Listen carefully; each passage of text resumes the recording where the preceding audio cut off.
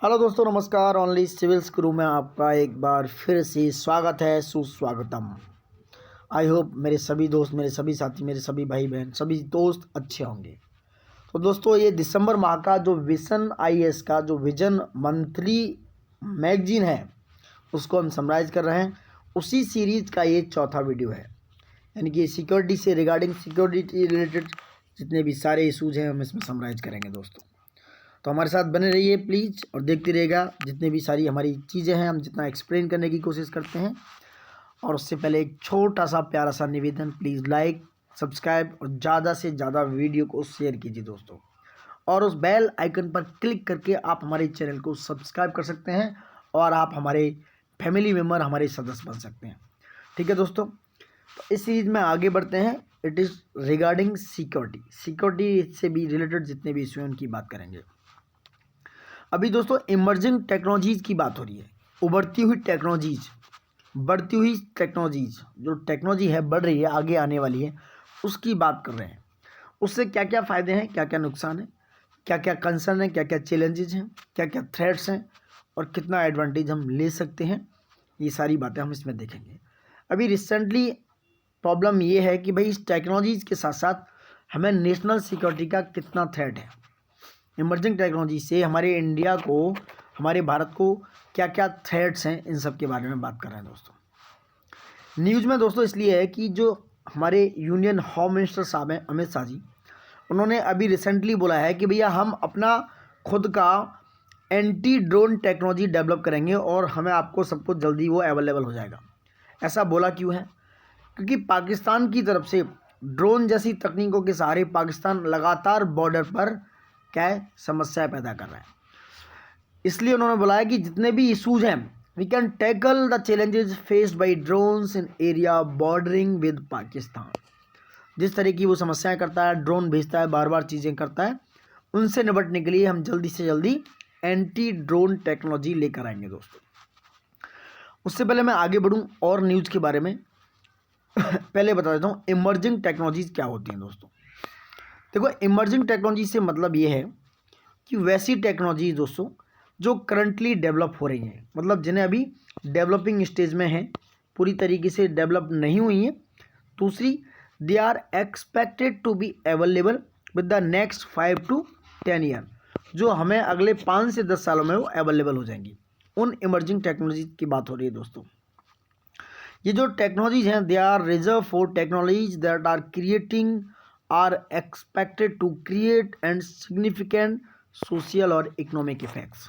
That's all about emerging technologies दोस्तों।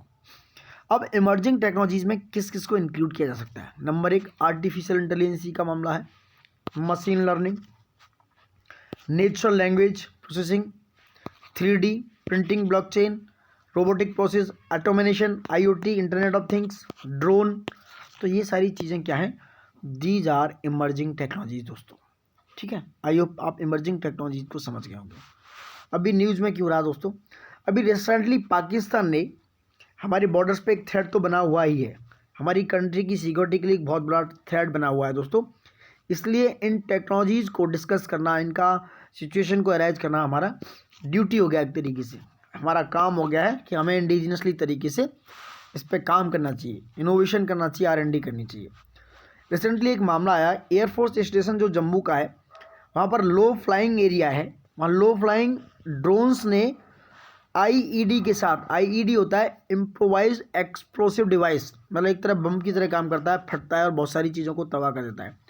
तो जम्मू कश्मीर के एयरफोर्स स्टेशन पर अटैक कर दिया, लो फ्लाइंग ड्रोन से अटैक कर दिया आईईडी के साथ। इसलिए ये मामला ज़्यादा न्यूज़ में रहा दोस्तों। अब टेक्नोलॉजी और सिक्योरिटी की बात करते हैं।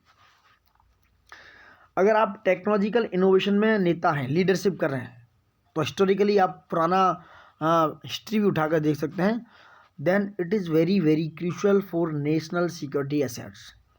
आपके पास एक तरीके से वो नेशनल सिक्योरिटी एसेट्स के लिए बहुत ज़्यादा ज़रूरी है। अगर आप मेजर ग्लोबल पावर्स के साथ एलाइज कर रहे हैं या मेजर ग्लोबल पावर्स हैं, तो आपके लिए ज़रूरी है कि you can do that leadership in technology innovation. तो आपको रिसर्च करना चाहिए, इनोवेशन करना चाहिए। इस वे में आपको अपने नए वेपन्स को डेवलप करना, इंट्रोड्यूस करना, उनको like modern small arms, nuclear weapons, steel technologies और गाइडेड मिसाइल वगैरह को, और बहुत सारे जो सिक्योरिटी इक्वेशंस हैं उन्हें ऑल्टर करना भी बहुत ज़्यादा ज़रूरी है दोस्तों।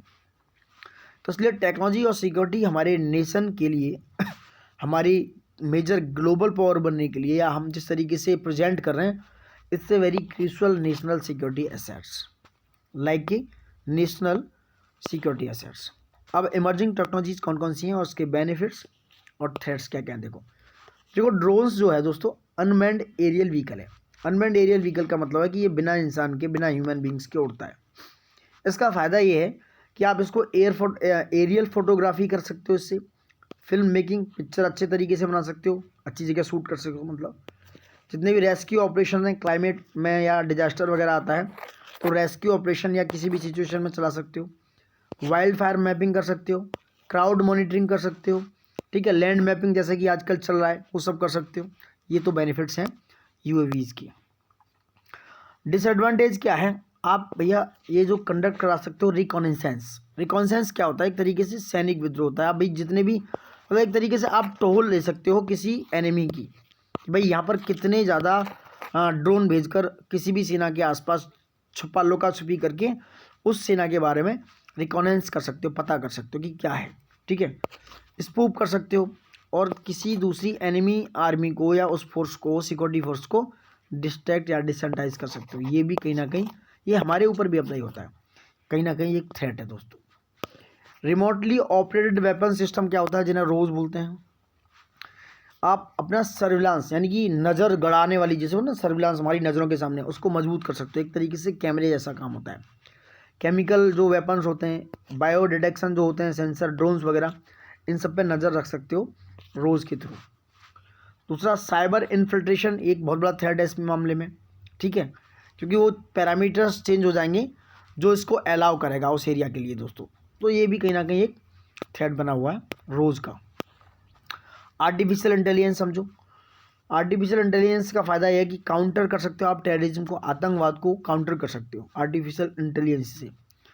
एंड लॉ कर सकते हो, अपना एक लॉ इन्फोर्समेंट कर सकते हो इन्फॉर्मेटिक्स वे में, लाइक कानून बना सकते हो इस वे में दोस्तों कि कैसे एनालिटिक एंड आर्टिफिशियल इंटेलिजेंस को एनालाइज करना है। दूसरा automated and artificial intelligence powered जो है साइबर अटैक्स में यूज हो सकते हैं। ये एक थ्रेट है। रिस्क हो सकता है ओवर रिलायंस का या ओवर कॉम्प्लिकेशंस का रिस्क हो सकता है सिस्टम में।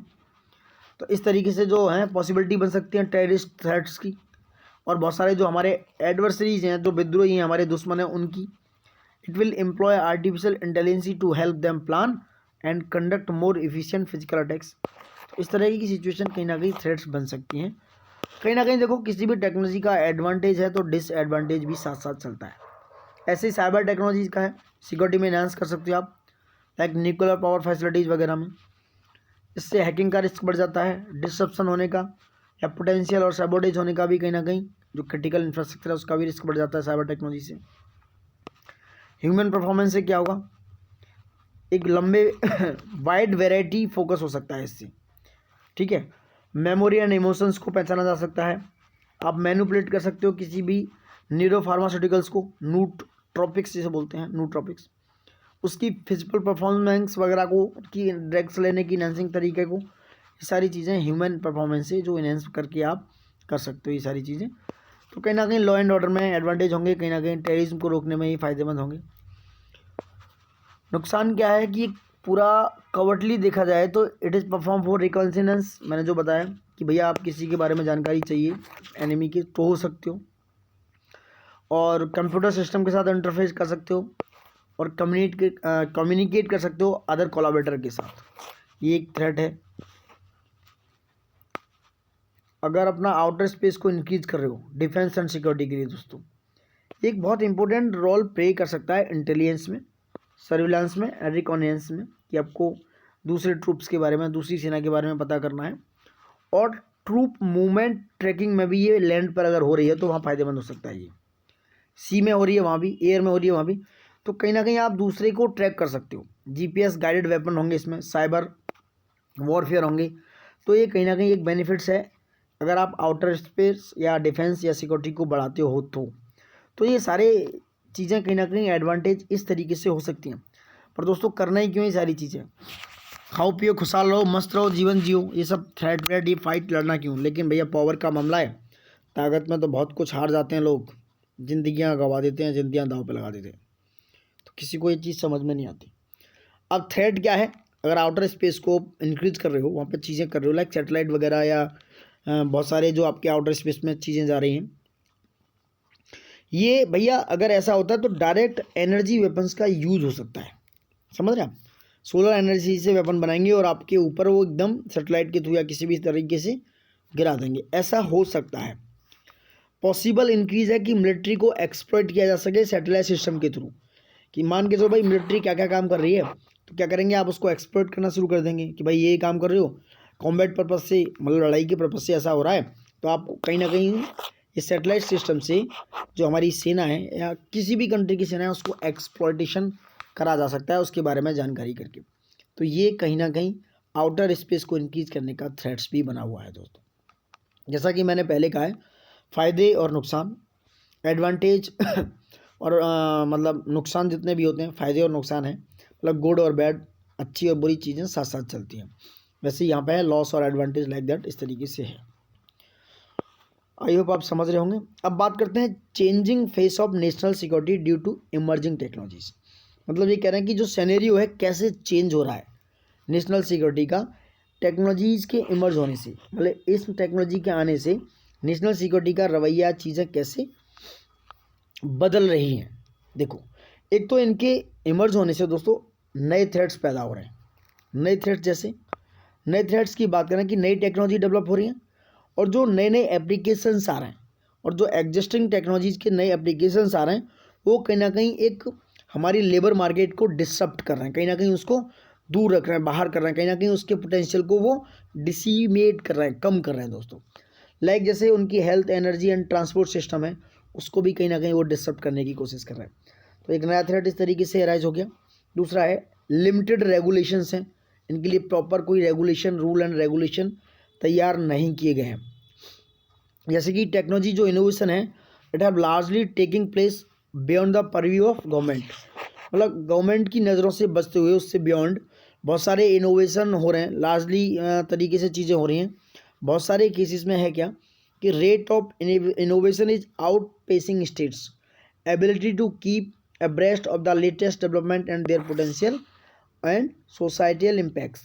इन डेवलपमेंट्स का कोई प्रॉपर गवर्नमेंट की तरफ से पूरी तरीके से कोई रूल एंड रेगुलेशन लिमिटेड नहीं है, ठीक है। तो ये कहीं ना कहीं सोसाइटल इम्पैक्ट्स, कहीं ना कहीं हमारे जो पोटेंशियल है उसके लिए एक थ्रेट्स भी बन सकते हैं दोस्तों। तो ये सिनेरियो चेंज होके आ रहे हैं कि कोई लिमिटेड रेगुलेशन है इनका। पावरफुल जो एडवर्सीज हैं वो कहीं ना कहीं इसका एडवांटेज ले सकते हैं। Emerging technologies which also allow our adversaries to more readily will develop weapon system वगैरह को, जैसे वो स्ट्राइक ज़्यादा तेज़ी से कर सकते हैं, फास्टर तरीके से वगैरह वगैरह। दूसरा है थ्रेड बना हुआ है नॉन स्टेट एक्टर से, जो नॉन स्टेट एक्टर्स हैं उनसे एक थ्रेड बना हुआ है। अब मैं बात करूँ नॉन स्टेट एक्टर दोस्तों होते क्या हैं, जैसे मैं अगर नॉन स्टेट एक्टर की बात करूँ, जैसे आपने देखा अलकायदा है, ठीक है, ISIS है, या इस तरह की जो सिचुएशन है जो ऑनलाइन कम्युनिकेशन को बढ़ावा देते हैं, इस तरह के जो होते हैं ना, एक तरीके से जो टेररिज्म या एक तरीके से अपने आप को अलग तरीके से दिखाते हैं। जैसे हमारे यहाँ नक्सलाइट भी कह सकते हो, this like non state actor, but naxalite भी कहीं ना कहीं हमारे कंट्री के ही लोग हैं, उनको भड़काया जा रहा है, उनको गुमराह किया जा रहा है। तो नॉन स्टेट एक्टर से थ्रेट बना हुआ है लगातार। रैपिड एंड प्रोफाउंड एडवांसेस के लिए हार्डवेयर और सॉफ्टवेयर में एक थ्रेट बना हुआ है। Paired with global shift to digital network, ये भी एक थ्रेट है।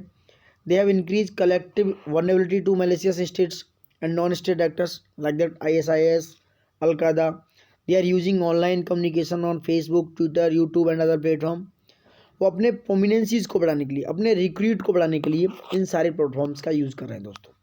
जैसे फेसबुक पे बहुत सारे देखा होगा कि इस बार ये बंदा गया तो फेसबुक के थ्रू उन्होंने उसको कनेक्ट किया और वहाँ जाके वो अलकायदा में मिल गया। तो इस तरह से कहीं ना कहीं एक थ्रेट्स बना हुआ है जो नॉन स्टेट एक्टर है, मतलब एक तरीके से जो आतंकवादी गतिविधियाँ फैलाना चाहते हैं, और ये ज़्यादा पोटेंट कर रहे हैं टेररिस्ट थ्रेट को, ठीक है।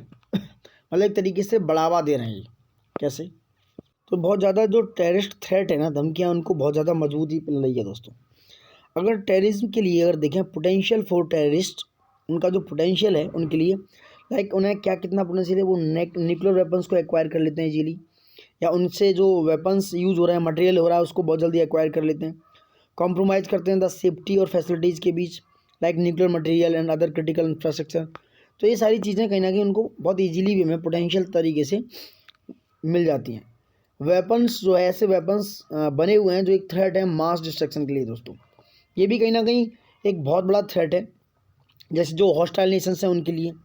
उन्होंने रियलाइज़ किया कि they can not stand up to technology and superior military forces के सामने वो स्टैंड नहीं कर सकते हैं। तो उन्होंने क्या किया, वो उन्होंने डेवलप किया, they develop the weapons of mass destructions as an offset to these capabilities. तो इन कैपेबिलिटीज़ को पूरा करने के लिए उन्होंने ऐसे वेपन्स जो मास डिस्ट्रक्शंस को डिस्ट्रॉय कर सकते हैं तैयार कर दी। ठीक है, ये भी कहीं ना कहीं कितने ज़्यादा थ्रेट्स हैं, ये इमर्जिंग टेक्नोलॉजी के थ्रेट्स तो हैं, एडवांटेज भी है। तो इनका एक सही रूल एंड रेगुलेशन लाना, लिमिट करना, इनको एक एम्बियट में लाना बहुत ज़्यादा ज़रूरी है दोस्तों। अब देखो इंडिया के द्वारा क्या क्या स्टेप्स लिए गए, एक बार हम नज़र डाल लेते हैं। 2015 में इंडिया ने national super computing mission launch किया दोस्तों। इसने इंस्टॉल किया करीब 73 इंडिजीनियस सुपर कंप्यूटर। उन्होंने कहा कि हम 2022 तक करीब 73 इंडिजीनियस सुपर कंप्यूटर, मतलब खुद के सुपर कंप्यूटर इंस्टॉल कर देंगे। ठीक है, नेशनल सुपर कंप्यूटर मिशन 2015 में आया, उसके थ्रू। दूसरा, national mission on quantum technologies applications भी 2020 में उन्होंने अनाउंस किया।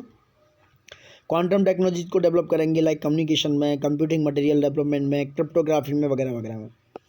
DRDO ने भी एस्टेब्लिश किया कुछ सेवरल डेडिकेटेड लेबोरेटरीज, लाइक जो फ्यूचरिस्टिक टेक्नोलॉजी को देख सकें। आर्टिफिशियल इंटेलिजेंसी की बात कर रहा हूँ मैं, क्वांटम एंड कॉग्निटिव टेक्नोलॉजीज़ की बात कर रहा हूँ, ड्रोन्स वगैरह के लिए बात कर रहा हूँ। सेम इंडियन मिलिट्री ने एक डेवलप किया एडवांस मिलिट्री सिस्टम दोस्तों। ठीक है, जो डायरेक्ट एनर्जी वेपन्स टाइप से है। ठीक है, इस तरीके से। मिनिस्ट्री ऑफ एक्सटर्नल अफेयर्स की भी बात करें, उन्होंने क्रिएट किया नेस्ट डिवीज़न, बहुत इंपॉर्टेंट है। मिनिस्ट्री ऑफ एक्सटर्नल अफेयर की बात करें, इन्होंने एक नया emerging strategic technology that is called nest division इन्होंने तैयार किया है, NEST, new emerging and strategic technology division. ये डील करेगा फॉरेन पॉलिसी के साथ, जो इंटरनेशनल लीगली एस्पेक्ट्स हैं जो नई और इमर्जिंग टेक्नोलॉजीज़ के, उनके साथ। इंडिया क्या है, डिफेंस, इंडिया जो है, इंडिया है उसके पास डिफेंस साइबर एजेंसी बना रहा है, and a national technical research organisation भी तैयार कर रहा है इंडिया, जो मैकेनिज्म वगैरह के लिए रीजनेबल होगी। हैंड हेल्ड थर्मल इमेजर भी तैयार कर रहे हैं हम लोग। They have been provided to Indian security forces के लिए प्रोवाइड किए जाएंगे हैंड हेल्ड थर्मल इमेजर। ठीक है, it's being used everywhere including Manning and international border and line of control. तो हैंड हेल्ड थर्मल इमेजर को आप कहीं भी यूज कर सकते हो। तो थर्मल इमेज से पता चलता है क्लियर चीज़ों के बारे में, कैसे कैसे कहाँ का क्या है। आप उन्हें इंसान पर, इंटरनेशनल बॉर्डर पर या लाइन ऑफ कंट्रोल पर इंडियन सिक्योरिटी फोर्सेस को ही प्रोवाइड हो जाएंगे, जो वो इजीली तरीके से सामने वाले को स्कैन कर सकते हैं कि उसके पास क्या क्या है, कैसे कैसे है। इस तरीके की हैं दोस्तों हैंड हेल्ड थर्मल इमेजर। हाथ में लो और पूरा एकदम थर्मल इमेज बना दो, स्कैन कर दो कि क्या क्या लेके घूम रहा है। तो कहीं ना कहीं एडवांटेज और ये हमारे इंडिया के लिए, और ये इंडिया के द्वारा स्टेप्स हैं जो मैंने आपको सारे बताए। अब वे फॉरवर्ड क्या हो सकता है हमारी अपनी नज़रों में और आपकी अपनी नज़रों में? भैया इन्वेस्टर्स को इंसेंटिवाइज कर दो, इन्वेस्टर एंड कॉरपोरेशंस को इंसेंटिवाइज करना शुरू कर दो, जिससे क्या होगा, वो नेशनल सिक्योरिटी को एज ए कंसिडरेशन लेना शुरू कर देंगे और अपने डिसीजन मेकिंग प्रोसेस के थ्रू पार्टनरशिप करना, प्रोग्राम्स को लाना, ज़्यादा से ज़्यादा तेज़ी से इनोवेशन करना, ज़्यादा से ज़्यादा क्रिएशन लाना, ज़्यादा से ज़्यादा रिसर्च एंड डेवलपमेंट को करना। तो अगर आप इन्वेस्टर एंड कॉरपोरेशंस को इंसेंटिवाइज कर दोगे एंड प्राइवेटाइजेशन की तरफ इसका मूव कर दोगे, प्राइवेट लोग जब इसमें थोड़ा सा घुसने लगाएंगे, तो कहीं ना कहीं चीज़ें फास्टर वे में होंगी, कहीं ना कहीं चीज़ें इनोवेटिव वे में होंगी दोस्तों। मल्टीलेटरल गवर्नेंस सिस्टम होना चाहिए। आप मल्टीलेटरल गवर्नेंस सिस्टम कर दो, नहीं ज़्यादा से ज़्यादा लोगों को इन्वॉल्व कर दो उसमें, लाइक इनिशिएट करने के लिए, सेफ एंड इम्प्लीमेंट बनाने के लिए टेक्निकल होना चाहिए इस तरीके से। और ज़्यादा से ज़्यादा पार्टनरशिप एंड कोलाबोरेटिव इन्वायरमेंट तैयार करो, तो भाई ज़्यादा से ज़्यादा लोग इसमें पार्टनरशिप करें, कोलाबोरेशन करें। ठीक है, और स्ट्रेटेजिक बनाना शुरू करो, पब्लिक प्राइवेट पार्टनर्स के थ्रू, PPP के थ्रू काम करवाना शुरू करो, ऐसी फॉर्मेशन तैयार करो, ऐसी पॉलिसीज तैयार करो जो PPP पे काम करना शुरू करें, पब्लिक प्राइवेट पार्टनरशिप पर। ठीक है, डेवलप करो और एडॉप्ट करो दोस्तों एडवांस टेक्नोलॉजीज एप्लीकेशन को। चाहे वो गवर्नमेंट के साथ हो, एंड इम्प्रूव करो अपनी desirability of the government as a customer of the private sector के लिए। तो डेवलप करना, एडॉप्ट करना एडवांस टेक्नोलॉजी को, एडवांस एप्लीकेशंस को, this is very useful for research and development and our country. ठीक है, तो ये सारी चीज़ें करना, इन्वेस्टर को एंड कॉर्पोरेशन को इंसेंटिवाइज करना, मल्टीलेटरल गवर्नेंस सिस्टम को लागू करना, इन्वॉल्व करना। ठीक है, मोर पार्टनरशिप, ज़्यादा से ज़्यादा पार्टनरशिप एंड कोलैबोरेटिव करना, ज़्यादा से ज़्यादा कोलैबोरेशन के साथ काम करेंगे, ज़्यादा से ज़्यादा पार्टनरशिप के साथ काम करेंगे तो रीज़न क्या है ना, आप एक दूसरे के लिए काम करेंगे, मजबूती से करेंगे तो तेज़ी से आगे बढ़ेंगे। ठीक है, प्रमोट करेंगे आप पब्लिक प्राइवेट पार्टनरशिप को, उससे क्या होगा, पब्लिक और जितने भी प्राइवेट लोग हैं इसमें घुसेंगे तो कहीं ना कहीं चीज़ें डिसिप्लिन वे में, कहीं ना कहीं भी चीज़ें फॉस्टर वे में होना शुरू हो जाएंगी। नई नई टेक्नोलॉजीज़ को अडॉप्ट करना, उनको डेवलप करना, इन सब चीज़ों में R&D शुरू हो जाएगी। तो कहीं ना कहीं ये इमर्जिंग टेक्नोलॉजीज हमारे लिए थोड़ा एडवांटेजियस पोजीशन में पहुंच जाएंगे दोस्तों। ठीक है, आई होप मैं आपको समझा पा रहा हूँ। उससे पहले एक और निवेदन है, जब हम क्लाइमेट चेंज एंड सिक्योरिटी की तरफ आगे बढ़ें दोस्तों, प्लीज़ चैनल को सब्सक्राइब जरूर कर लीजिएगा। बेल आइकन पर क्लिक करके आप हमारे चैनल के लगातार मेंबर बन सकते हैं, और आप प्लीज़ ज़्यादा से ज़्यादा वीडियो को लाइक, शेयर और ज़्यादा से ज़्यादा कमेंट करिए दोस्तों, जिससे हमें कुछ नहीं थोड़ा एंगेजमेंट मिलेगा। यूट्यूब देखो विदेशी चैनल है, इंडियंस कम से कम इतना तो कर ही सकते हैं, भारतीय होने के नाते इतना तो फ़र्ज़ है कि एक छोटी सी चीज़ अपने भारतीय लोगों के लिए कर दें। सो ये सब करने के लिए आपका बहुत बहुत धन्यवाद। इसी सीरीज़ में आगे बढ़ते हैं, topic number 2, climate change and security. तो दोस्तों टॉपिक है second, climate change and security.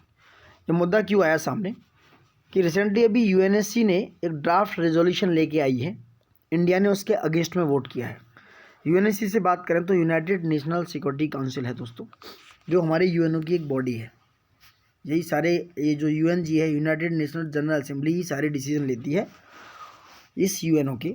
एक यूनाइटेड नेशन सिक्योरिटी काउंसिल है, उसने अभी रिसेंटली ड्राफ्ट रेजोल्यूशन पहली बार ऐसा बोलकर पेश किया है कि भैया जो क्लाइमेट चेंज है वो शांति के लिए, पीस के लिए क्या है, एक थ्रेट बना हुआ है।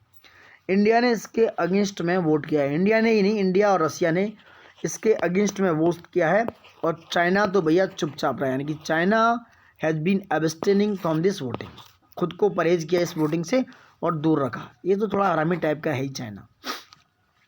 ठीक है, इसलिए ये मामला सामने आया कि क्लाइमेट चेंज, UNSC ने कहा कि भाई क्लाइमेट चेंज जो है is a threat to humanity and threat to piece.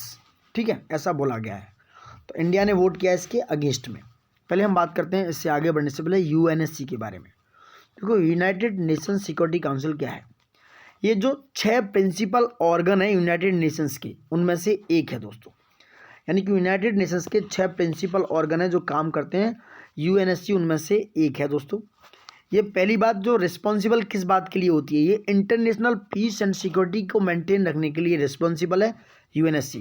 Question पूछ सकता है प्रीलिम्स में, ध्यान रखना चाहिए। इसमें 15 मेंबर होते हैं, 10 मेंबर दोस्तों इलेक्टेड होते हैं, और 5 जो परमानेंट मेंबर हैं, जैसा कि हमने पहले भी बात की है, China, USA, France, UK and Russia. ये 5 जो मेंबर हैं, ये क्या है, ये 5 मेंबर परमानेंट हैं, बाकी के 10 जो मेंबर हैं वो इलेक्टेड होते हैं। ठीक है, और जो परमानेंट मेंबर हैं, ईच मेंबर है 1 vote, but permanent member have the power to veto any substantive resolution. समझ रहे हैं, यानी जितने मेंबर हैं 15 मेंबर्स के पास, हर किसी के पास अपना 1 वोट है, बट जो परमानेंट मेंबर हैं दोस्तों उनके पास वीटो पावर है। वीटो का मतलब है टू डिटेन एनीथिंग, किसी भी रिजोल्यूशन को, किसी भी चीज़ को ये डिनाई कर सकते हैं, डिटेन कर सकते हैं, रोक सकते हैं। ठीक है, that it's all about UNSC। अब बात करते हैं न्यूज़ में क्यों रहा। सिक्योरिटी काउंसिल ने दोस्तों ड्राफ्ट रेजोल्यूशन को पेश किया और को स्पॉन्सर्ड किया 113 UN मेंबर्स के द्वारा, और आयरलैंड और नाइजर, इन दोनों ने ये जो ड्राफ्ट है टेबल किया काउंसिल्स प्रेसिडेंट के सामने। ठीक है, Ireland and niger the councils current president भी हैं, इनके सामने क्या किया, पेश किया ये ड्राफ्ट। और इस ड्राफ्ट का एम है कि ये जो सिस्टेमेटिकली इंटीग्रेट करो क्लाइमेट रिलेटेड सिक्योरिटी को दोस्तों, जो भी रिस्क हैं क्लाइमेट से रिलेटेड, उन्हें इंटीग्रेट पार्ट में करो। ठीक है, उन्हें UN कॉन्फ्लिक्ट से प्रिवेंस करो, conflict management and peace building work के लिए काम करो दोस्तों, प्लस शांति के लिए मैनेजमेंट होके उस कॉन्फ्लिक्ट को दूर करो और साथ मिलकर काम करो, ऐसा बोला गया है। It was aim to systematically integrating climate related security risk into the UN's conflict prevention and conflict management and peace building work। इसलिए इस ड्राफ्ट रेजोल्यूशन को लेके आया गया और आयरलैंड एंड नाइजर ने इसको टेबल्ड किया। दोस्तों ध्यान रखना, आयरलैंड एंड नाइजर ने पेश किया एक तरीके से, समझ रहे हैं।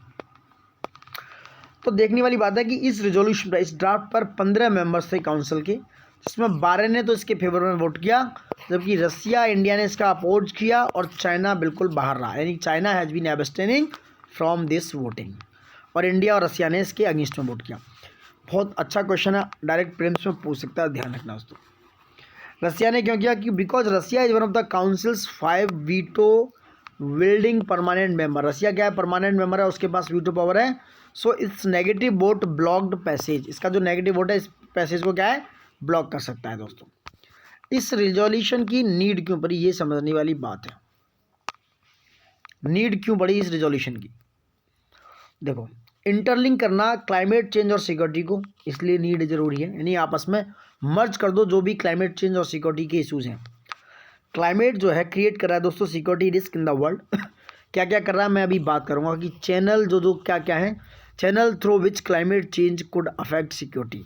कौन कौन से चैनल हैं, कौन कौन सी वैल्यूज हैं, कौन कौन सी वस्तु हैं, थिंग्स हैं जो क्लाइमेट चेंज को बहुत ज़्यादा, उसकी सिक्योरिटी को बहुत ज़्यादा अफेक्ट कर रहे हैं दोस्तों। ठीक है, अभी इनकी बात करेंगे। वो क्या कर रहे हैं? They will exaggerate in the future. जैसे एग्जीग्रेट का मतलब उस चीज़ों को बढ़ा रहे हैं, भविष्य में सस्टेनेबल तरीके से काम नहीं कर पा रहे हैं। जैसे भविष्य में वाटर शॉर्टेज देखने को मिल सकती है, ज़्यादा से ज़्यादा माइग्रेशन देखने को मिल सकता है, और जो लिवलीहुड है उसमें डिस्ट्रैक्शन देखने को मिल सकता है दोस्तों। इसलिए ये कह रहे हैं कि भाई जो क्लाइमेट चेंज और सिक्योरिटी के बीच में इंटरलिंक होना जरूरी है, इसलिए ये रिजोल्यूशन को लेके आया गया है। समझ रहे हैं आप? एग्जाम्पल की बात करूं, people and countries most vulnerable to climate change also are most vulnerable to terrorist recruitment and violences. दोनों चीज़ें साथ साथ हो रही हैं। जो कंट्री क्लाइमेट चेंज की वनरेबिलिटी से लड़ रहे हैं, जो बहुत ज़्यादा वनरेबल हैं क्लाइमेट से, वो दोस्तों कहीं ना कहीं टेररिज्म रिक्रूटमेंट से, टेररिस्ट एक्टिविटीज से भी बहुत ज़्यादा वनरेबल है।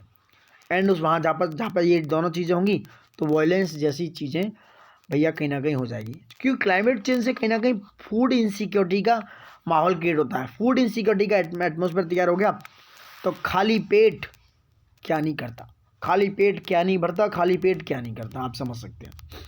अब देखो जो चैनल हैं जो अफेक्ट डाल रहे हैं, पहली बात तो वल्नरेबिलिटी, ये सबसे बड़ा थ्रेट है। जैसे कि मैं बात कर रहा था, सबसे बड़ा थ्रेट है फूड सिक्योरिटी का, ह्यूमन हेल्थ का।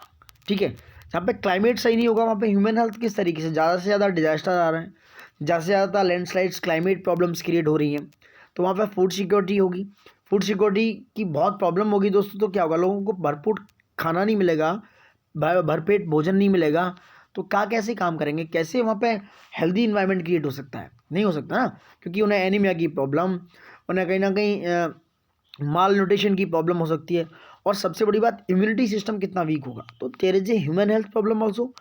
अगर ह्यूमन हेल्थ एक्सपोजर होगा तो क्या होगा, increase human exposure to extreme events. इस तरीके से क्या है, वल्नरेबिलिटी बहुत ज़्यादा है। डेवलपमेंट भी कहीं ना कहीं बहुत बड़ा अफेक्ट डालता है।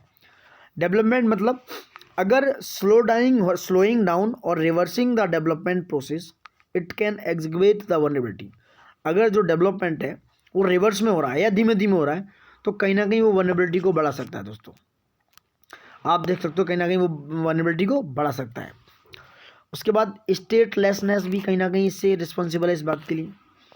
जो टेरिटरीज में डिसअपियरेंस है, they have implication for right, security and sovereignty of the loss of statehood.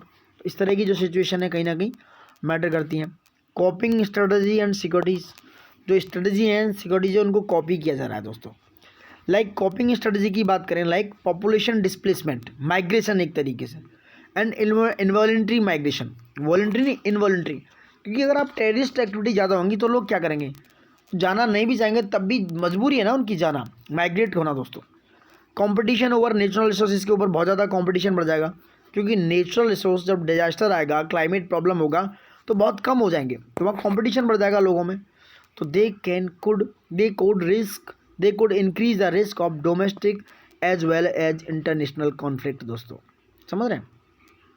जैसे एक एग्जांपल है कि आप इंटेंसिफाइड कर रहे हो कंपटीशन को over newly excessive Arctic natural resources पर, और ट्रेड रूट बाउंड्री तैयार कर रहे हो, trans boundary with water dispute की। इस तरह के कॉन्फ्लिक्ट अगर आ जाएंगे मान लो, तो क्या होगा, यू कैन ठीक है।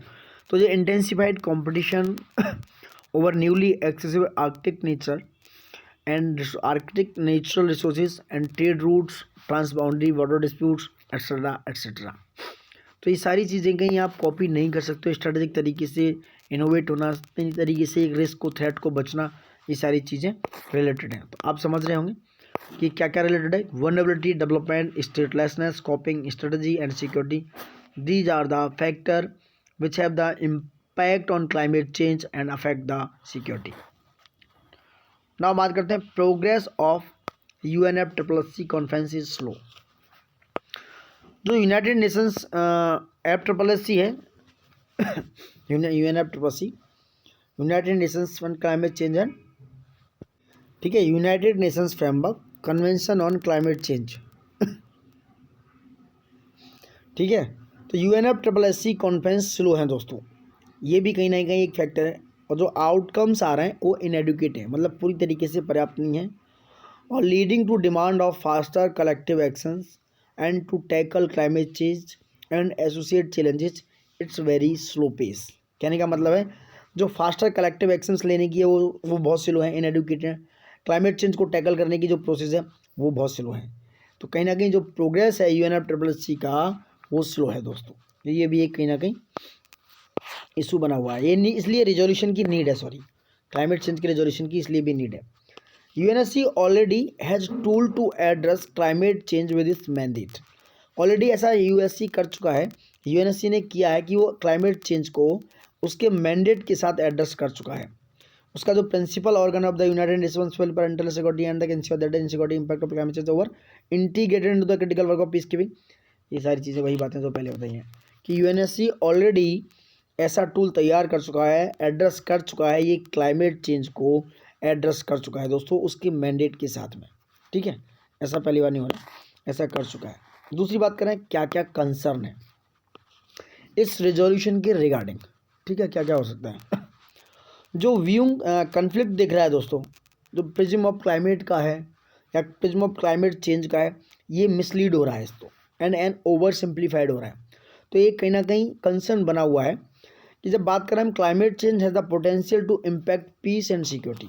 जो क्लाइमेट चेंज है जबकि उसके पास पोटेंशियल है कि कहीं ना कहीं पीस एंड सिक्योरिटी पे इम्पैक्ट डाल सकता है, क्योंकि the nexus between the two is complex and the divert the attention from genuine deep rooted reason और कन्फ्लिक्ट इन सम कंट्रीज। इस तरह की चीज़ में मैं पहले ही बात कर रहा था कि इस तरह का जो क्लाइमेट चेंज सिनेरियो है, it is changing, then it will be impact, it can be impact on peace and security on those nations which are vulnerable from which are vulnerable from climate security, climate changes, which are vulnerable from disaster risk, like that climate change is the part of disaster risk is the part of the climate change, and which are vulnerable from the terrorism activities. Now you got my point. अगर बात करें ऐसे environmental degradation में, यानी कि वो factor जब environment degrade होना शुरू हो जाएगा तो फूड शॉर्टेज होगा तो दोस्तों खाली पेट, मैंने पहले ही बताया। अनफेयर डिस्ट्रीब्यूशन होना शुरू हो जाएगा, जिसके पास ज़्यादा ताकत है तो ज़्यादा ले जाएगा, जिसके पास नहीं है, इस तरह की सिचुएशन। तो कहीं ना कहीं एक झगड़ा, लड़ाई, दंगे फसाद, पीस अनपीस में बदल जाएगा। दूसरा कंसर्न है कि climate change lie outside the ambit of UNSC। Climate change जो है कहीं ना कहीं दोस्तों UNSC के सीमा से बाहर है, इसलिए भी कहीं ना कहीं इस पर प्रॉपर वर्क नहीं हो पाता है। ये भी एक बहुत बड़ा मतलब फ्रेमवर्क बना हुआ है, क्योंकि जितने भी क्लाइमेट से रिलेटेड इशूज़ हैं उन्हें कौन डिस्कस करता है? UNFCCC। ये एक स्पेशल एजेंसी है UNO की। UN framework convention on climate change is a special agency for UNO। तो ये कहीं ना कहीं इस क्लाइमेट चेंज को, क्लाइमेट रिलेटेड इशूज़ को कहीं ना कहीं डिस्कस करती है UNFCCC, जितने भी सारे मैटर हैं। इसलिए भी एक कहीं ना कहीं प्रॉब्लम्स बना हुआ कि UNSC जो है डायरेक्टली UNSC की सीमा से बाहर है ये क्लाइमेट चेंज, क्लाइमेट इशूज़ दोस्तों। और एक पार्टिसिपेटिव मतलब प्यार मोहब्बत वाली अप्रोच भी नहीं है, उसकी कहीं ना कहीं कमी देखने को मिलती है आपस में देशों, कंट्रीज के साथ, आपस में ह्यूमन बींग्स के साथ कहीं ना कहीं एक तरीके का लैक ऑफ पार्टिसिपेशन देखने को मिलता है। अगर आप इन इशूज़ को और UNSC के अंडर में लेके आ रहे हो तो you have give more power to the world industrialise countries. उनको और ज़्यादा पावर दे दो, which hold a veto power, जिनके पास वीटो पावर है, to decide on future actions on climate related issues, like unlike UNFCCC where decision are made are by consensus। Problem ये भी है कि जो वर्ल्ड के इंडस्ट्रियल कंट्रीज हैं, लाइक मैं 500 कंट्रीज की बात कर रहा हूँ जो परमानेंट मेंबर है यूएनओ में, उनको डिसाइड करने दो कि जो क्लाइमेट से रिलेटेड सिक्योरिटी इशूज़ हैं, ये भी कहीं ना कहीं एक इशू है कि ये कंट्रीज जो हैं उन्हीं को डिसाइड करते हैं। ये जो इंडस्ट्रियल इशूज़ हैं ये भी इंडस्ट्रियल कंट्रीज हैं, यही डिसाइड करते हैं, इनके पास वीटो पावर है। तो ये कहीं ना कहीं उसको डिसाइड ऑन फ्यूचर एक्शंस को नहीं होने देते हैं। कहीं ना कहीं एक पर गाइस थोड़ा मैं गलत एक्सप्लेन कर गया कि अगर ये इशूज़, ये पार्टिसिपेटिव जो अप्रोच है इसका कहीं ना कहीं कमी देखने को मिलती है। कहना ये है कि अगर ये जो इशूज़ है इसको आप यूएनएससी के अंडर में ले आए तो कहीं ना कहीं ये जो 500 इंडस्ट्रियलाइज कंट्रीज़ हैं, 500 इंडस्ट्रियल की बात करूँ मतलब जो और भी इंडस्ट्रियलाइज कंट्रीज़ हैं जहाँ कैपिटलिज्म है, जहाँ पावरफुल पैसा है, ताकत है, सारी चीज़ें, वो कहीं ना कहीं इस पावर का मिसयूज कर सकते हैं। उनको ज़्यादा पावर मिल सकती है दोस्तों इसके रिगार्डिंग, क्योंकि उनके पास वीटो पावर है, तो कहीं ना कहीं इसका वो एडवांटेज उठा सकते हैं। एंड हैव डिसाइड टू और आगे के जो भविष्य के क्लाइमेट रिलेटेड सिक्योरिटी इशूज़ हैं वो कहीं ना कहीं उस पर एक्शन ले सकते हैं, वो ही डिसाइड कर सकते हैं। ये भी कहीं ना कहीं ये होने के चांसेस हैं, इसलिए लैक ऑफ पार्टिसिपेटिव अप्रोच भी कहीं ना कहीं देखने को मिल सकती है। ये एक बहुत बड़ा इशू है। वहीं UNFCCC की बात करें, ये एक कॉन्शियस, आप सहमति से बनाया हुआ डिसीजन मेकिंग है, यानी UNFCCC में जो डिसीजन है are made by consensus.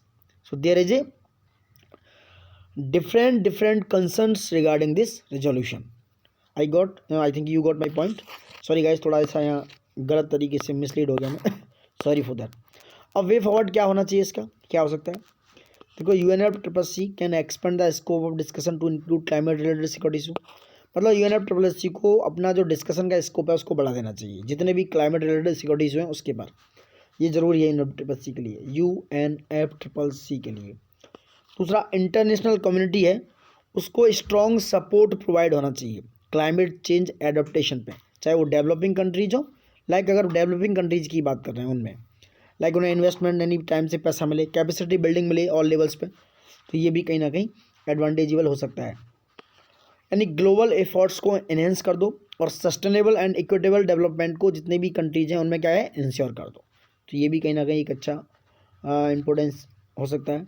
Anticipate and prepare to address unprecedented challenges, जो अनप्रेसिडेंटेड चैलेंजेस हैं उनको एड्रेस करो और उसके लिए प्लानिंग प्लॉटिंग तैयार करो भैया, ठीक है। जो क्लाइमेट चेंज से प्रॉब्लम कर रहे हैं या large number of persons displace हो रहे हैं एक दूसरे बॉर्डर से दूसरे बॉर्डर पर क्लाइमेट चेंज के द्वारा, तो ये सारे जितने भी इशू हैं कहीं ना कहीं इनके सॉल्यूशन इनको प्रिपेयर करो और जितने भी चैलेंजेस हैं उन पर सॉल्यूशन निकालना शुरू करो।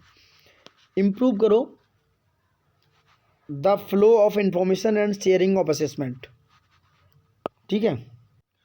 ठीक है दोस्तों, तो ये जो फ्लो ऑफ इंफॉर्मेशन हैं यानी कि एक दूसरे के लिए एक्सचेंज करिए, चाहे वो किसी भी रीजनल क्षेत्र के बीच में हो सकती हैं, रीजनल लेवल पे हो सकती हैं, डिफरेंट रीजन्स की, इंटरनेशनल ऑर्गेनाइजेशंस के थ्रू हो सकती हैं।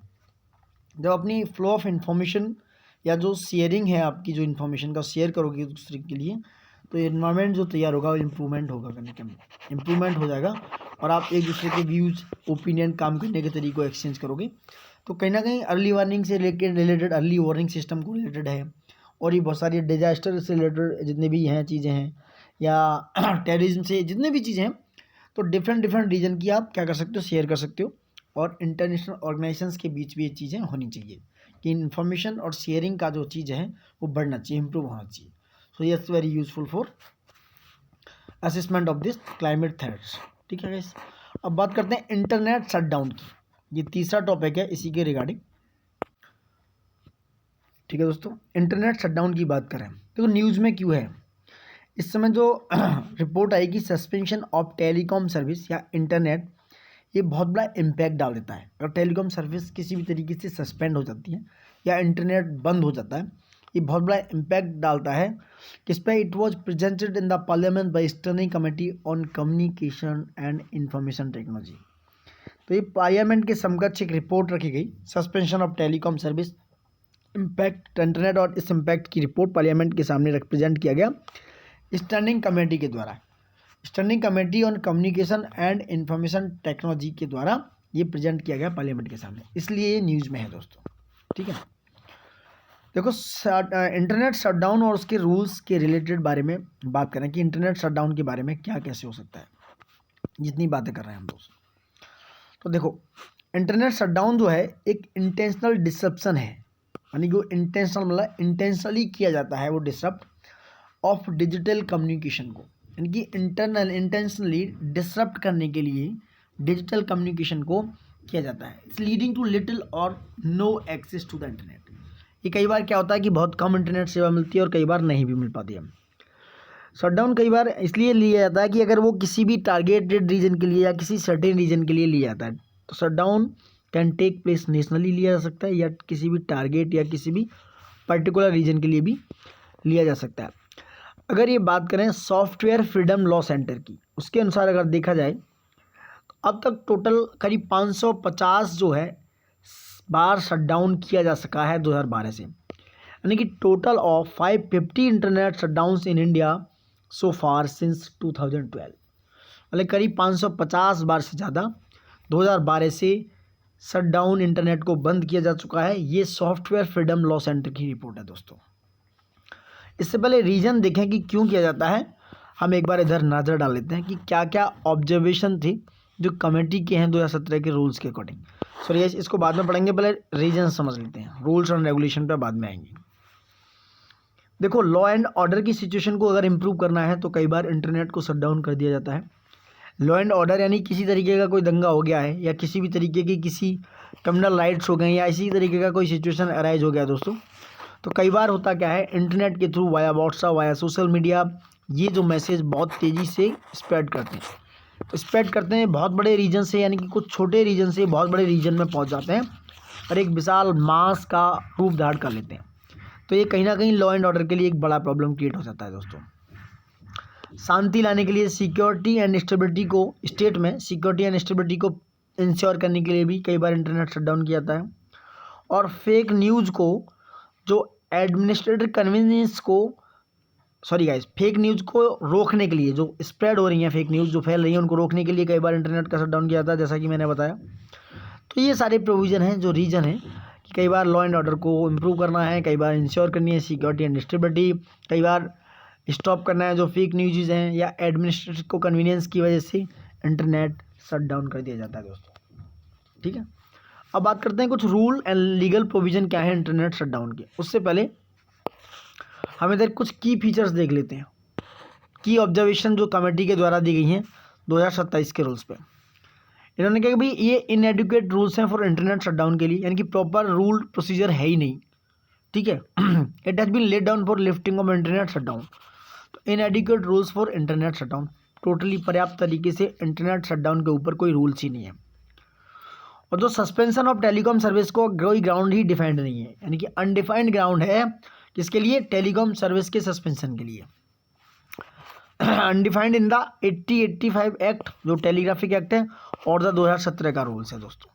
ठीक है, यूज फॉर अदर पर्पज, यानी शटडाउन जो है कई बार ये रिसोर्टेड किया जा चुका है as a tool for routine policing की जा रही है इसलिए, या एडमिनिस्ट्रेटिव पर्पज के लिए, या कुछ चीटिंग वगैरह प्रिवेंट हो उसको रोकने के लिए एग्जाम्स वगैरह में, या कई बार डिफ्यूजिंग किया जाता है लोकल क्राइम को, इसलिए इसका यूज़ किया जाता है। यूज फॉर द पर्पज जो है इसका कई बार अच्छे तरीके के लिए भी किया जाता है।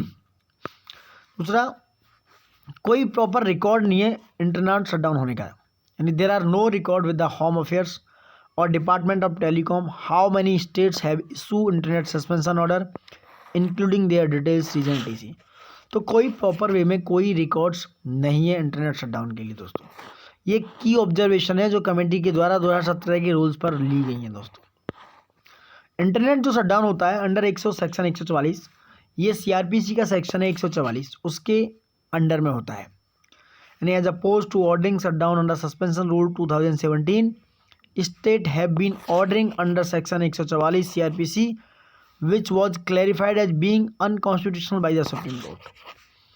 ये 144 की धारा सीआरपीसी के अंदर स्टेट इंटरनेट को शट डाउन कर देता था, बट इस समय हुआ क्या, सुप्रीम कोर्ट ने इसको बताया कि भैया ये क्या है, अनकॉन्स्टिट्यूशनल है, आप इस तरीके से नहीं कर सकते। Internet shut down under section 144 is totally unconstitutional.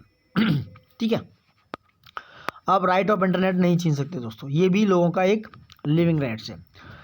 इसकी जो मॉनेटरी लॉस है, हाई मॉनेटरी लॉस होते हैं ड्यू टू इंटरनेट शटडाउन। तो कई बार देखा कि 1-2 घंटे के लिए फेसबुक या इस तरह की चीज़ें इंटरनेट शटडाउन हो जाता है, तो वो दिखाते हैं कि इतने बिलियन डॉलर का लॉस हो गया, और भी हमारे इंडिया के अंदर भी इतने सारे रुपीज़ का लॉस हो गया। तो ये बहुत ज़्यादा पैसे का लॉस हो जाता है जब इंटरनेट को बंद कर दिया जाता है। लाइक जो cellular operators association of India ने बताया, टेलीकॉम जो ऑपरेटर्स हैं करीब करीब 24.5 मिलियन पर आवर लॉस झेलते हैं। यानी कि टेलीकॉम ऑपरेटर्स को कम से कम 24.5 मिलियन रुपीज़ पर आवर का लॉस हो जाता है in every circle area where there is a shutdown और थ्रॉटलिंग। यहाँ पे थ्रॉटलिंग हो जाती है या शटडाउन एक ही बात है, यानी बंद कर दिया जाता है एक तरीके से।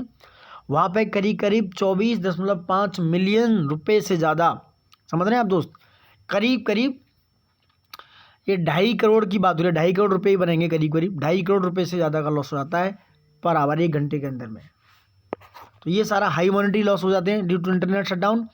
इंटरनेट शटडाउन अंडर एक section 144 it is unconstitutional under supreme court ने ऐसा बोला है। अब रीजन क्या है दोस्तों, लीगल प्रोविजन क्या है इंटरनेट शटडाउन होने के लिए।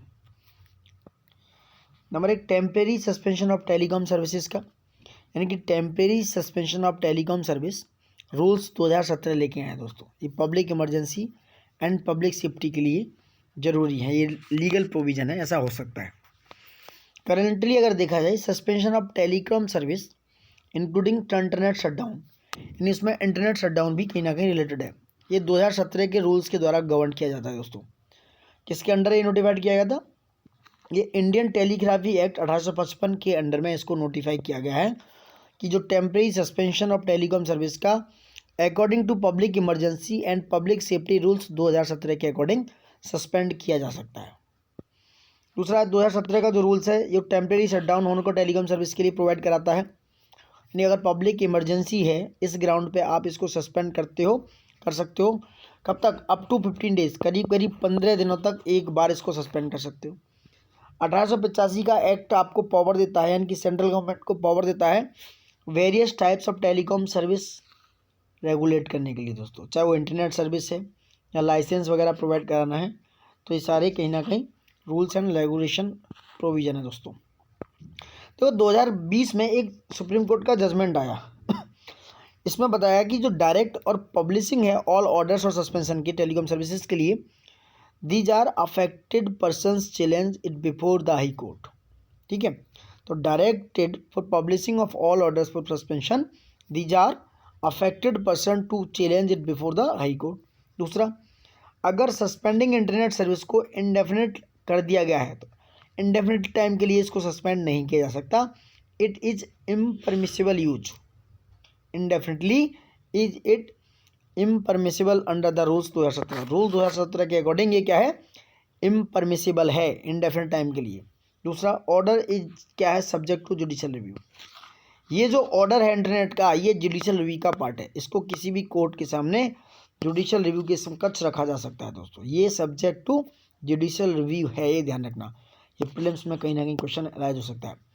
एक और सुप्रीम कोर्ट का जजमेंट आया 2017 रूल्स में, उन्होंने 2020 में अमेंडेड किया कि भैया जो एनी सस्पेंशन ऑर्डर है जो इशू किया गया है, कोई भी इंटरनेट को सस्पेंस करने का ऑर्डर किसके अंडर होता है, इन रूल्स के अंडर में सस्पेंशन ऑर्डर इंश्योर किया जाता है। तो ये जो रूल्स हैं that shall not be in operation for more than 15 days, ये मैक्सिमम 15 डेज के लिए ही किया जा सकता है, यानी कि है ये 15 दिन से ज़्यादा के लिए आप किसी भी जगह किसी भी थ्योरी में इंटरनेट को 15 दिन से ज़्यादा सस्पेंड नहीं कर सकते हो। और ये जो ऑर्डर्स हैं वो क्या है, it's need to be publicise. 2017 से पहले होता क्या था, इंटरनेट शटडाउन का जो ऑर्डर था वो सेक्शन 144 के अंडर में होता था, जो कि सुप्रीम कोर्ट ने डिसअलाउ कर दिया कि भैया ये क्या है, कॉन्स्टिट्यूशनल नहीं है, ये टोटली अनकॉन्स्टिट्यूशनल है। अगर आप CRPC 144 के अंदर इंटरनेट को शट डाउन करते हो तो ये कहीं ना कहीं एक बहुत बड़ा थ्रेट है हमारे लिए, इसलिए सुप्रीम कोर्ट का ये जो ऑर्डर है अनकॉन्स्टिट्यूशनल कर दिया सेक्शन 144 को। तो दोस्तों 2017 से पहले होता क्या था, CRPC की धारा 144 के अंदर जो स्टेट क्या करते थे, इंटरनेट को शट डाउन कर देते थे। बट 2017 के बाद सुप्रीम कोर्ट ने इसको डिसअलाउ कर दिया कि ये भैया अनकॉन्स्टिट्यूशनल है।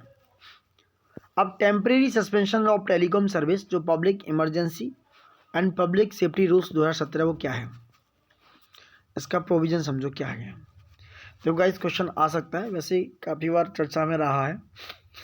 देखो ऑर्डर जो है it can B issue by union या स्टेट होम सेक्रेटरी ओनली। ये ओनली वर्ड या जहाँ भी ये इस तरह के सुपर क्लॉज वर्ड आते हैं बहुत ज़रूरी ध्यान रखना है। तो जो ऑर्डर है वो किसके द्वारा, किसी भी यूनियन होम सेक्रेटरी यानी कि जो सेंटर का है और स्टेट होम सेक्रेटरी के द्वारा ही दिया जाएगा, तभी ऑर्डर इशू किया जाएगा केवल, और कोई इसको इशू नहीं कर सकता है। ओनली मतलब यही होम सेक्रेटरी ऑफ यूनियन और स्टेट। ऑर्डर को कौन, order should contain reasons for such direction.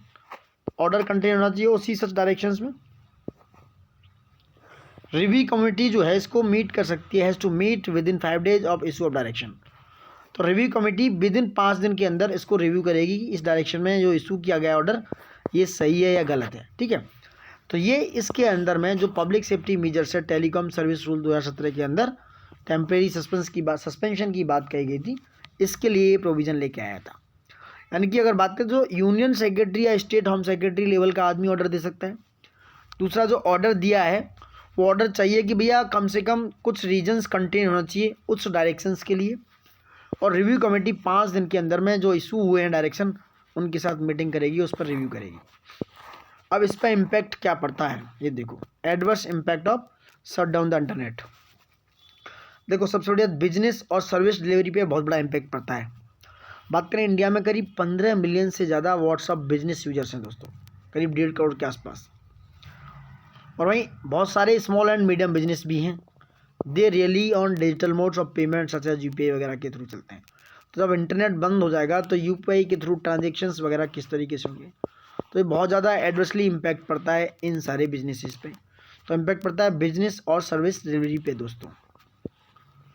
वहीं बात करें जो 2020 में इंटरनेट शटडाउन हुआ था इंडिया में, उसकी टोटल कॉस्ट बनी थी $2.8 बिलियन दोस्तों, almost 70% of the total loss of $4 billion to the world economy. कितना 70% जो था वो लॉस था, ऑलमोस्ट कितना लॉस ऑफ $4 बिलियन की इकोनॉमी का, वर्ल्ड इकोनॉमी में इतना लॉस हुआ था, और जिसमें से करीब 70% लॉस किसमें, इंडिया में हुआ था। ठीक है, 2020 के इंटरनेट शटडाउन से इम्पैक्ट पड़ता है गवर्नमेंट के एफर्ट्स पे जो डिजिटाइजेशन करना चाह रही है India, make in digital India बनाना चाह रहा है ना, उस पर कहीं ना कहीं एक बहुत बड़ा इम्पैक्ट पड़ता है। और दूसरा लॉकडाउन हो जाता है ड्यूरिंग शटडाउन के दौरान लॉकडाउन जब लगा दिया था दोस्तों, तो कहीं ना कहीं एजुकेशन पे बहुत बड़ा इम्पैक्ट पड़ता है। ठीक है, और जो प्रोफेशनल कोर्सेज हैं उन पे कहीं ना कहीं सीखने में एक इम्पैक्ट आता है। उसके बाद जो ऑनलाइन लोग सीख रहे हैं, मतलब उनकी बात कर रहा हूँ, जो प्रोफेशनल कोर्स लोग हैं ऑनलाइन सीखते हैं, जब नेट बंद हो जाएगा तो कैसे ऑनलाइन काम कर पाएंगे लोग। इंटरनेट ब्लॉकआउट हो जाता है, जो कैसे लर्निंग अपॉर्चुनिटी है उसको कहीं ना कहीं ब्लॉक कर देता है दोस्तों। और कुछ राइट्स हैं जिसको वॉलेट करता है, यानी वॉलेशन of the right of the citizen हो जाता है, यानी कि सिटीजन्स की राइट को वॉलेट करता है इंटरनेट शटडाउन। करीब 42% शटडाउन जो है 2022 में देखा गया, इसने डायरेक्ट ह्यूमन राइट्स को बाधित किया दोस्तों। इम्पीड किया मतलब बाधित किया। नहीं अगर बात करें तो फ्रीडम ऑफ असेंबली है इसकी वजह से, election interference, infringement of freedom of press, क्योंकि आजकल सब ज़्यादातर नेट पे ही डिपेंडेंट है। तो ये सारी चीज़ें होती हैं। और वहीं एक और बात है दोस्तों, shutdown as that impose in Jammu Kashmir also bring into question the principle of democracy being curbed. तो जम्मू कश्मीर में शटडाउन हुआ था, उसने एक क्वेश्चन अराइज कर दिया, क्या भैया is it that type of principal of democracy, क्योंकि शटडाउन जो हुआ था जम्मू कश्मीर में काफ़ी लंबे समय तक चला था।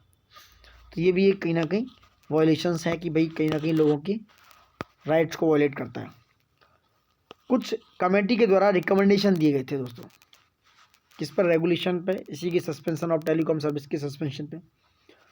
उसने रिव्यू किया रूल्स को कि भैया रिकमेंडेशन ये थी कि जो रूल्स हैं उन्हें रिव्यू करो एंड एड्रेस करो जो जितने भी इंटरनेट शटडाउन के एस्पेक्ट्स हैं, और उन रूल्स को लेके आओ in tune with the changing technology के हिसाब से, like minimum disturbance of public को, इस तरह के टेक्नोलॉजी का यूसेज करो। और यूनिफॉर्म गाइडलाइंस स्टेट और यूनियन टेरिटरी के लिए होनी चाहिए, ऐसा नहीं कि स्पेशल जगह के लिए स्पेशल गाइडलाइंस कर दो, एक ही तरह की यूनिफॉर्म गाइडलाइंस होनी चाहिए दोस्तों जब आप इंटरनेट शटडाउन कर रहे हो तब, इस तरीके से। और ग्राउंड और सस्पेंशन जो है टेलीकॉम सर्विस का वो सेम होना चाहिए। उसमें पैरामीटर्स डिफाइन करो कि भाई पब्लिक इमरजेंसी इतनी, पब्लिक इमरजेंसी वगैरह इतना है, एक तरह का मैकेनिज्म तैयार करो, ठीक है। और सेंट्रलाइज डाटाबेस होना चाहिए ऑल इंटरनेट शटडाउन का, कि कब कहाँ कितनी जगह पर इंटरनेट शटडाउन रहा। और भी रिकमेंडेशन दिए गए, उन्होंने कहा कि इंश्योर करो जो इंटरनेट शटडाउन हो रहा है उसको किसी भी तरीके से रेयरली रिस्टोर किया जा सके, ये भी कहीं ना कहीं है। और डिपार्टमेंट ऑफ टेलीकम्युनिकेशन या मिनिस्ट्री ऑफ होम अफेयर्स जो हैं उनके जो डिपार्टमेंट हैं उनको ले डाउन करना चाहिए कि क्लियर कट प्रिंसिपल होना चाहिए प्रोपोर्शनलिटी का और procedure for lifting of shutdown का। तो ये सारे रिकमेंडेशन हैं, ये ज़रूरी है दोस्तों, जिससे कि कहीं ना कहीं हम अच्छे लेवल पे, एडवांस लेवल पे काम कर सकें। जैसे डिपार्टमेंट ऑफ टेलीकम्युनिकेशन क्या करता है, एक्सप्लोर करता है बैनिंग ऑफ सेलेक्टिव सर्विसेज को। जो ऑप्शन होता है banning of selective service like, उनको कहीं ना कहीं रोक देता है, जैसे Facebook, WhatsApp, Telegram, instead of banning the internet as whole. ये सारी इससे प्रॉब्लम हो सकती है ना सोशल मीडिया से।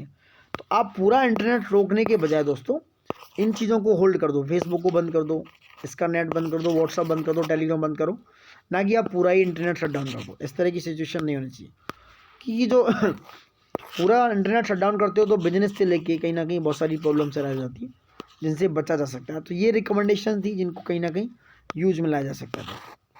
अब देखो ये प्रीलिम्स बूस्टर है, न्यूज इन शॉर्ट, इनको देख लेते हैं। तो ये है प्रीलिम्स बूस्टर। स्टार्ट करते हैं पिनाका से दोस्तों। पिनाका ईआर क्या है, पिनाका एक्सटेंडेड रेंज, इससे तो ये समझ में आ रहा है कि इसकी रेंज को एक्सटेंड कर दिया गया है दोस्तों।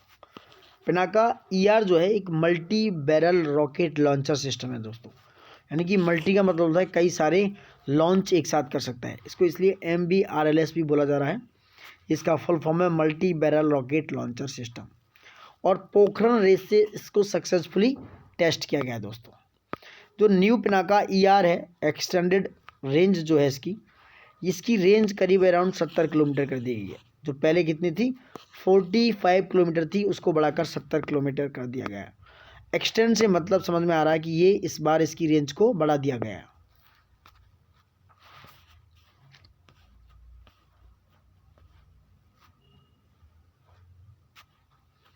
साल वो क्या होता है सुनील, खुला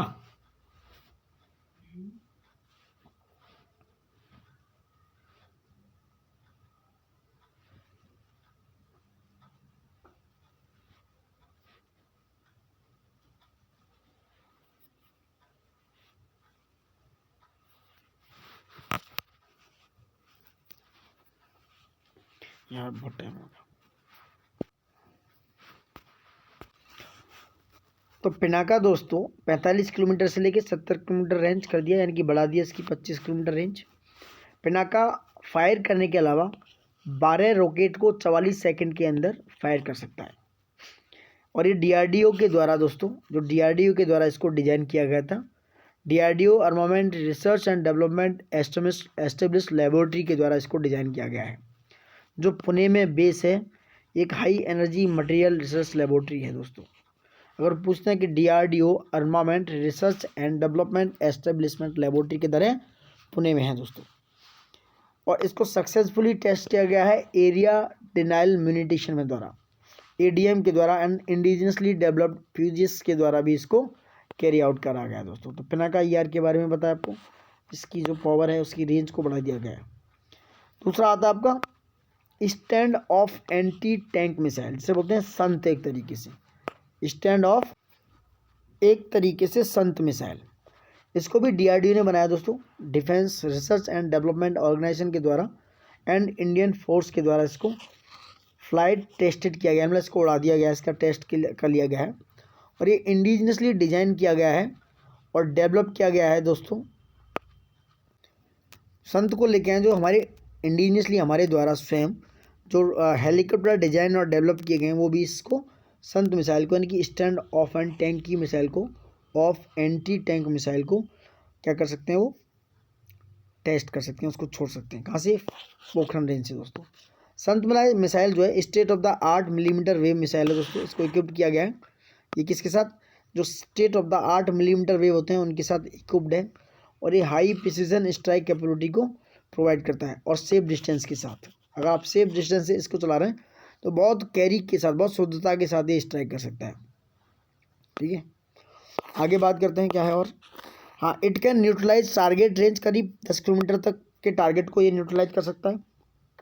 ये इंडिजिनियस स्टैंड ऑफ वेपन्स का थर्ड सीरीज है, तीसरी सीरीज का वेपन है दोस्तों। ठीक है, after long range bomb and smart anti airfield weapons so for strengthening Indian air force.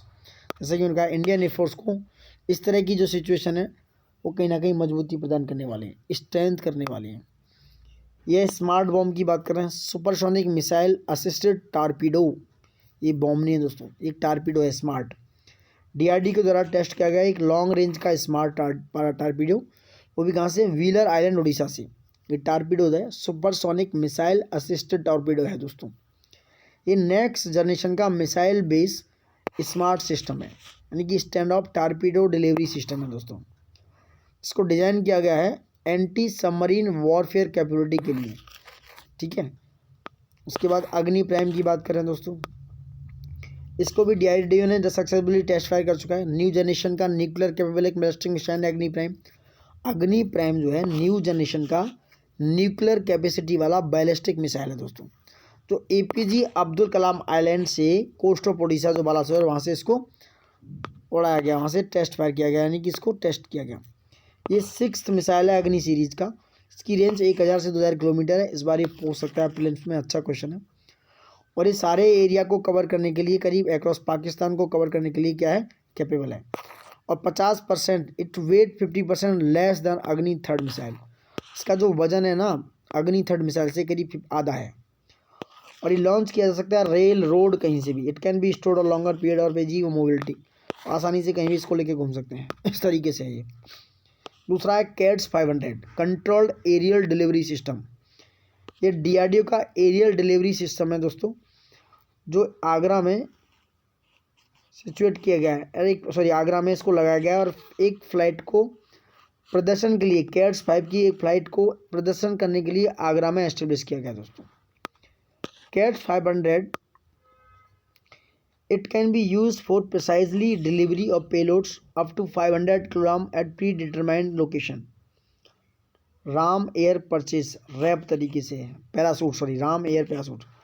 Cats 500 का काम ये है, ये जो आप पेलोड की डिलीवरी कर सकते हो, करीब 500 किलोग्राम के पेलोड्स को ले जा सकता है, वो भी पहले से डिटरमाइंड लोकेशन पर दोस्तों। ये कहीं ना कहीं जैसे कहीं युद्ध हो रहा है तो वहाँ पे आपको भेजना है पेलोड, तो ये वहाँ पहुँचा सकता है। और इसकी मैन्यूवर कैपेबिलिटीज है राम एयर पैरासूट्स वगैरह के थ्रू, इस तरीके से। ये autonomously stress its flight path using way point navigation toward target location by operating control.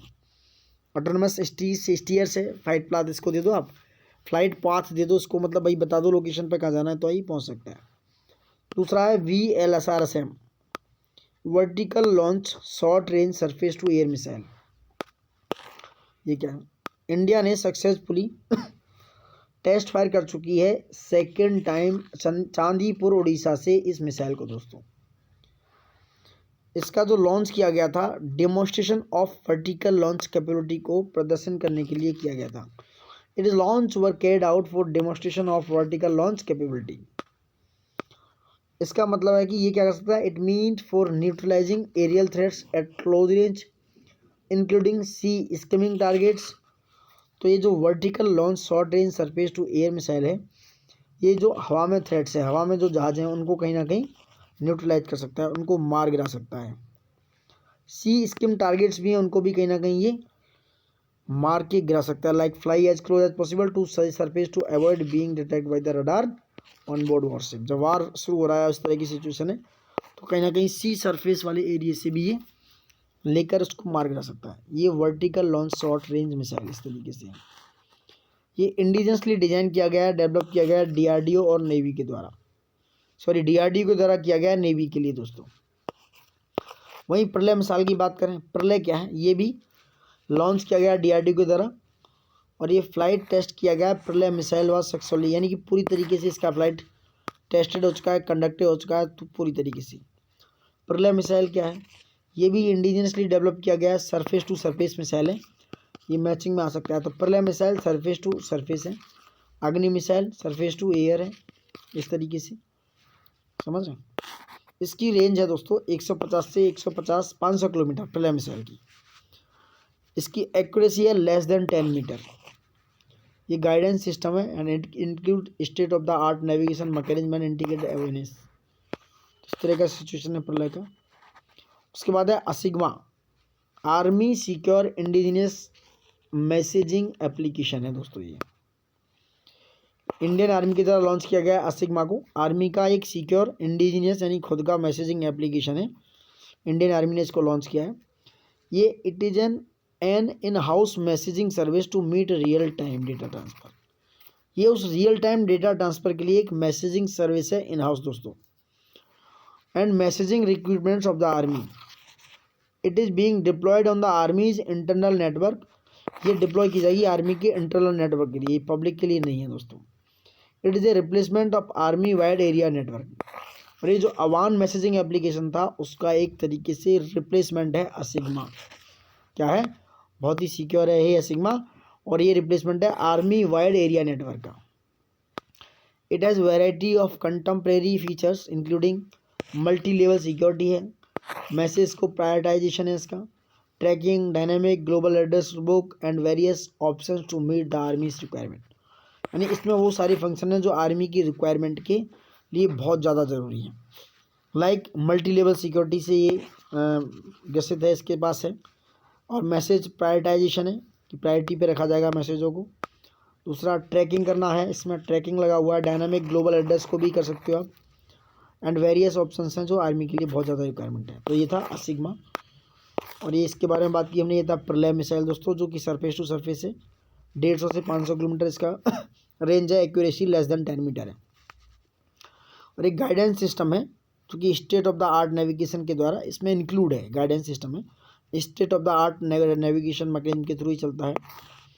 और उससे पहले बात की VLSRM की, ये भी कहीं ना कहीं missile for the second time जो है, ये दूसरी बार कहीं ना कहीं चांदीपुर उड़ीसा कोर्ट से इसको टेस्ट फायर किया गया दोस्तों। अभी इसका जो डेमोस्ट्रेशन प्रदर्शन किया गया वर्टिकल लॉन्च कैपेबिलिटी पे किया गया। वर्टिकल लॉन्च एक होती है हॉरिजॉन्टल, एक होती है वर्टिकल। तो वर्टिकल लॉन्च कैपेबिलिटी पे इसका प्रदर्शन किया गया है। और ये एरियल थ्रेट जो हवा में थ्रेट्स हैं उनको न्यूट्रलाइज करने के लिए क्लोज रेंज में है। और जो सी कमिंग टारगेट जो सी में है, समुद्र में जो टारगेट है वर्टिकली, उनको कहीं ना कहीं न्यूट्रलाइज करने के लिए इसका यूज हो सकता है। उसके बाद कैट्स 500 देखा हमने। तो कैट्स 500 क्या है, कंट्रोल्ड एरियल डिलीवरी सिस्टम है। कैट्स 500 ये भी DRDO का एक aerial delivery research and development system है जो आगरा में एस्टेब्लिश किया गया है दोस्तों। कैट्स का भी कहीं ना कहीं फ्लाइट डेमोस्ट्रेशन आगरा में किया जा चुका है। ये बहुत ज़्यादा डिलीवरी पेलोड करीब 500 किलोग्राम की डिलीवरी पहुंचा सकता है जब कभी फाइट हो रहा है, किस तरह की सिचुएशन अराइज हो रही है। तो ये भी कहीं ना कहीं इम्पोर्टेंट सिचुएशन इम्पोर्टेंट है। अग्नि प्राइम भी एक क्या है, DRDO का एक सक्सेसफुल मिशन है। ये न्यू जनरेशन है, न्यूक्लियर कैपेबिलिटी है बैलिस्टिक मिसाइल अग्नि प्राइम, जो APJ अब्दुल कलाम आइलैंड उड़ीसा से इसको टेस्ट फायर किया गया था। अग्नि सीरीज का ये छठा मिसाइल है दोस्तों। इसकी रेंज 1000 से 2000 किलोमीटर है। और ये जो अग्नि 3 के वेट है से 50%, यानी आधी है। ये अग्नि 3 का जो वेट है उसकी आधी है, यानी वेट इसमें बहुत कम है। स्मार्ट देखा जैसे ये सुपरसोनिक मिसाइल असिस्ट टारपीडो है। DRDO ने अभी रिसेंटली इसको उड़ीसा के बालासोर से, व्हीलर आइलैंड जो है उड़ीसा का, वहाँ से इसके लॉन्ग रेंज स्मार्ट को टेस्ट फायर किया है। ये नेक्स्ट जनरेशन का missile based torpedo delivery system है। ठीक है, इसकी एंटी सबमरीन वॉरफेयर कैपेबिलिटी को इनहेंस किया गया है, इसलिए डिज़ाइन किया गया है। तो एंटी सबमरीन वॉरफेयर कैपेसिटी बढ़ाने के लिए जो कन्वेंशनल रेंज है ऑफ द टारपीडो की, उसको बढ़ाकर इसमें बढ़ा दिया गया है। इस रेंज को जो कन्वेंशनल रेंज से ज़्यादा दूर जाएगा, ज़्यादा तेजी से जाएगा। ठीक है, इससे के बाद आते हैं संत बोले तो stand of anti tank missile है ये दोस्तों। ये भी DRDO और एयरफोर्स का मिक्सर है। DRDO ने इसको विकसित किया है, इसका फ्लाइट किया गया है। हमारे द्वारा जो हेलीकॉप्टर बनाए गए हैं उनको भी संत मिसाइल से लॉन्च किया जा सकता है। संत मिसाइल से लॉन्च नहीं किया सकता, संत मिसाइल हेलीकॉप्टर जो हमारे इंडिजिनियस बनाए गए हैं खुद के द्वारा, जो पोखरण रेंज से, उनके द्वारा इसको अभी फ्लाइट टेस्टेड किया गया। संत मिसाइल क्या है, ये state of the art millimetre wave equipped system है। ठीक है, ये बहुत ही एक्यूरेसी के साथ स्ट्राइक कर सकता है, कैपेबल है। और 10 किलोमीटर की रेंज तक के टारगेट को न्यूट्रलाइज कर सकता है। और इंडिजीनियस स्टैंड ऑफ वेपन का ये 3rd सीरीज़ का वेपन है, 3rd सीरीज़ का। जिससे पहले आपने देखा होगा लॉन्ग रेंज बॉम्ब था एक, and smart anti airfield weapon था 100, जो एक करीब 2021-22 में था। इससे क्या होगा, इंडियन एयरफोर्स को मजबूती मिलेगी। ठीक है, ये उस सीरीज़ का है। इसके पहले हमने देखा Pinaka extend range, Pinaka ER दोस्तों, एक multi barrel rocket launcher system है। इसको पोखरण रेंज से टेस्टेड फायर सक्सेसफुली टेस्ट किया गया।